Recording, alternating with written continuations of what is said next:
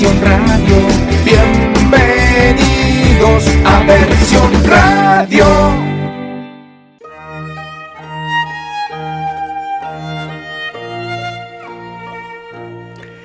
Todas las semanas tenemos el gran privilegio de contar con Remé Sanz.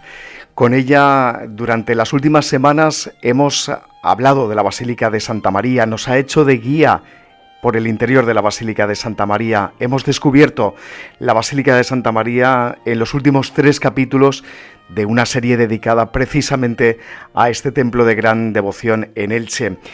Hoy, pues vamos a hablar de otros asuntos con Remé Sanz. No podemos olvidar que el pasado día 13 se conmemoró el Día Mundial de la Radio. Y si algo de lo que entiende mucho Remé Sanz es de radio, ella nos va a hablar hoy precisamente de su gran etapa profesional al frente de la radio. Remé Sanz, bienvenida al podcast. Hola, saludos cordiales, aquí me tenéis de nuevo. Y bueno, Antonio, la radio, lo que hice, hago y haré, creo que mientras viva, es vivir eso, precisamente, la radio. Ya habéis dicho que el pasado fin de semana se celebró el Día Mundial de la Radio. Vosotros os habéis hecho eco lo suficiente, pero yo hoy voy a hablaros del Día del Patrón de la Radio, que se conmemoraba en mis tiempos de locutora en activo en toda España. Voy a sumergirme en el mar de mis recuerdos, qué bonito queda esto, y a compartirlos con todas y todos vosotros. El día 24 de marzo era el día señalado. ¿Por qué? Pues porque era la fiesta del Arcángel San Gabriel, y él fue precisamente el mensajero de Dios que anunció a María que había sido elegida para ser la madre del Salvador. Por ese motivo se designó a San Gabriel como patrón de la radio. La radio de mis primeros tiempos nada tiene que ver con la que se hace ahora. Y me explico. Se emitían novelas por capítulos que duraban por lo general una media hora y tenían multitud de seguidores. Entre las que más éxito alcanzaron me vienen a la memoria títulos como Ama Rosa o simplemente María, con las voces de Matilde Vilariño, Daniel Dicenta, Juana Ginzo y otros muchos. Por la tarde, también en la sobremesa, la zarzuela tenía su tiempo. El género lírico contaba historias maravillosas cantadas por voces inolvidables: Teresa Berganza, Alfredo Kraus, Marcos Redondo y anterior a ellos el gran Miguel Fleta. Letras con su argumento y música que nada tienen que envidiar a la ópera. Por ejemplo, El caserío de Jesús Guridi o Marina de Camprodón y Arrieta. Y me acuerdo igualmente de los discos dedicados. Esta era una forma muy especial de enviar mensajes a las personas queridas a través de la radio. Habían días increíbles. Cuando llegaban las fechas de las primeras comuniones, el disco, porque entonces eran discos de vinilo y anteriormente de pasta, los cuales se rayaban como tardáramos en cambiarle la aguja al brazo que se ponía encima y que reproducía el sonido. Pues el disco, repito, que se llevaba la palma, era el titulado Su primera comunión, de Juanito Valderrama. El Día de la Madre, que del 8 de diciembre pasó a celebrarse el primer domingo de mayo, también tenía su tema especial: Madrecita, de Antonio Machín. Y San Valentín, ese sí que no se ha movido de día, sigue siendo el 14 de febrero. La canción preferida y que más dedicatorias tenía era la titulada, como no, El Día de los Enamorados. Y ya, batiendo todos los récords habidos y por haber, San José, con los Pepes, Pepitas, Josefas, y además el Día del Padre. En esos días tan particulares siempre estábamos locutor y locutora, porque era demasiado hablar para una sola voz, algo impensable en la radio de hoy. Las llamadas guías comerciales, la publicidad, la dábamos en directo en unas horas concretas. Poníamos música de fondo y a leer los anuncios uno tras otro. Luego pasaron a ser cuñas comerciales. Estas ya llevaban su montaje musical particular y se grababan previamente en cintas magnetofónicas. Se emitían contando con 2 magnetofones, pues mientras una sonaba, se preparaba la siguiente y así no habían pausas.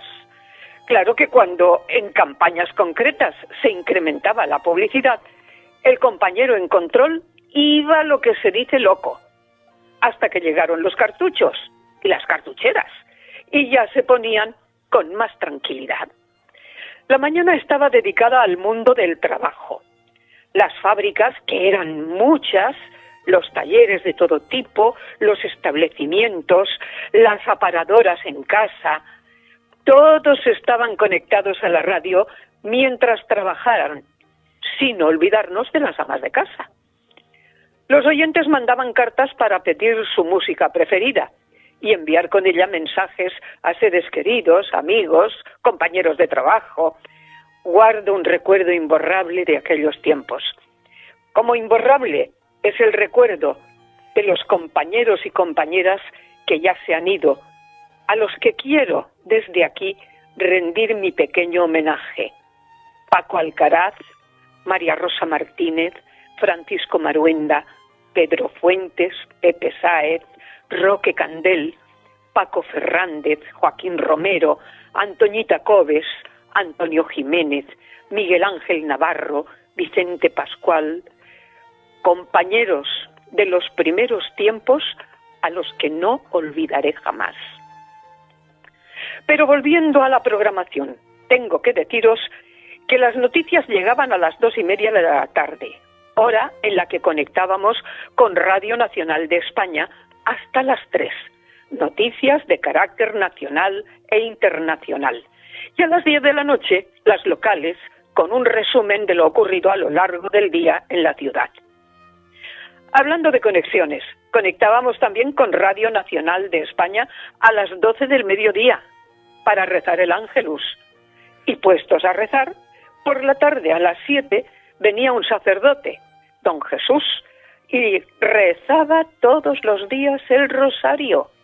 Él lo dirigía y los locutores de servicio le contestábamos: creéroslo porque es verdad. ¡Qué tiempos aquellos!, como dice la canción.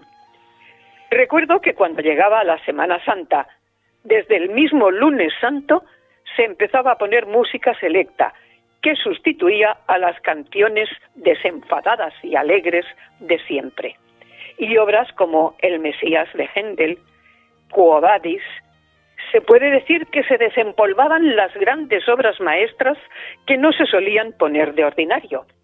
Y el Jueves Santo, el Sermón de las 7 palabras, meditación sobre las últimas palabras que pronunció Jesús clavado en la cruz.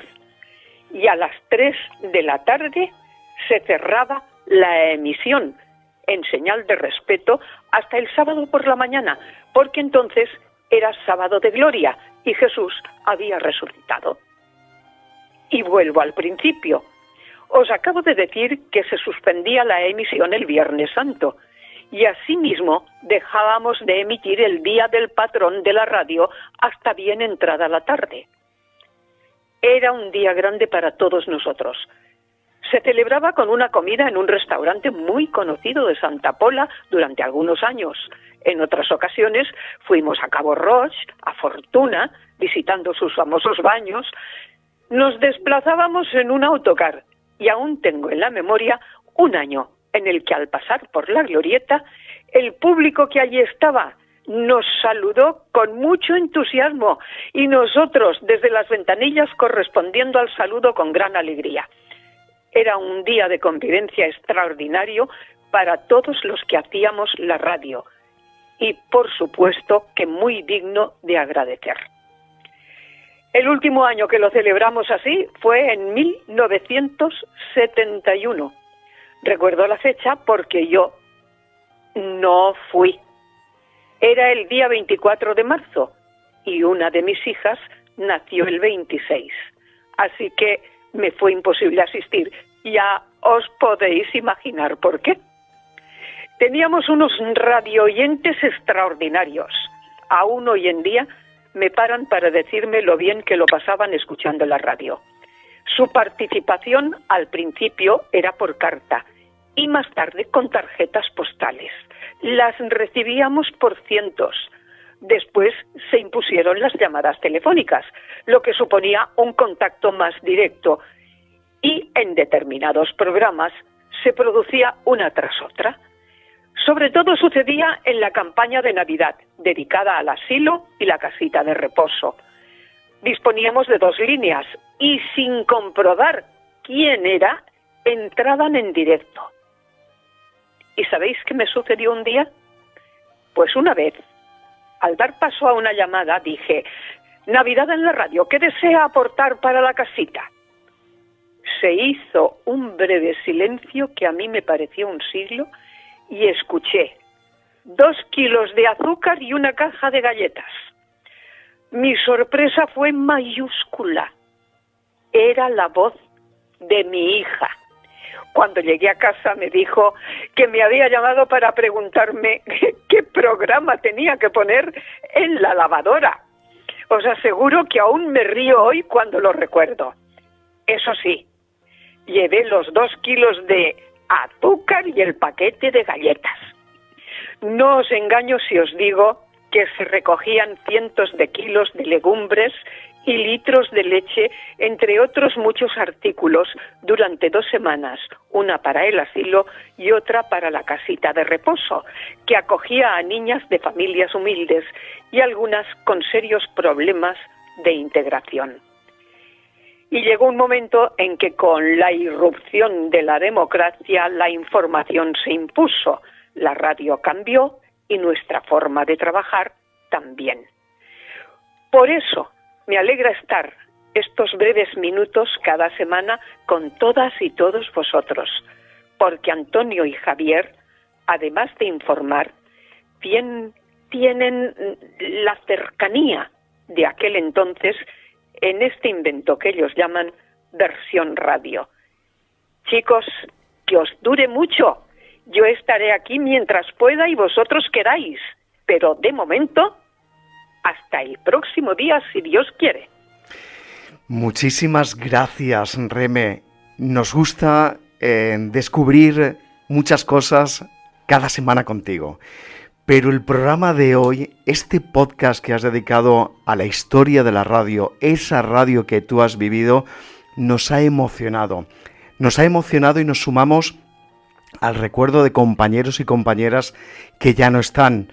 Con algunos de ellos, con algunas de ellas, tuvimos ocasión de hacer algún trabajo en nuestros primeros pasos dentro de la radio. Nos ha gustado cuando nos has hablado de esas herramientas que ya no se utilizan prácticamente en la radio. Los cartuchos, las cartucheras, las cintas con las que se grababan, con las que se reproducían. Yo recuerdo también incluso las guías comerciales, sobre todo en campañas fuertes como cuando llegaban las fiestas de agosto. Por eso siempre estamos pendientes de todo lo que nos dices, pero hoy ha sido especialmente emocionante, Reme. Me alegro de que así os parezca. Como podéis imaginar, hay muchísimas más cosas que contar, pero yo siempre escojo lo más destacado o lo que más a mí me ha impresionado, porque si os hablo de las carteleras de cine y de la cantidad de cines que habían entonces en nuestra ciudad, pues también aquello es imborrable. Los principales, ya sabéis, el Capitolio, el Cine Alcázar, el Gran Teatro, el Altamira, el Cine Avenida, el Cine Ideal, pero luego después estaban los fines de semana, los cines de las partidas rurales, en fin, toda una vida en la radio, como decía Antonio Machín, toda una vida estaría contigo. Y nosotros también, siempre un honor contar contigo todas las semanas. Reme Sanz, Hasta el próximo día. Un placer. Versión Radio, bienvenidos a Versión Radio.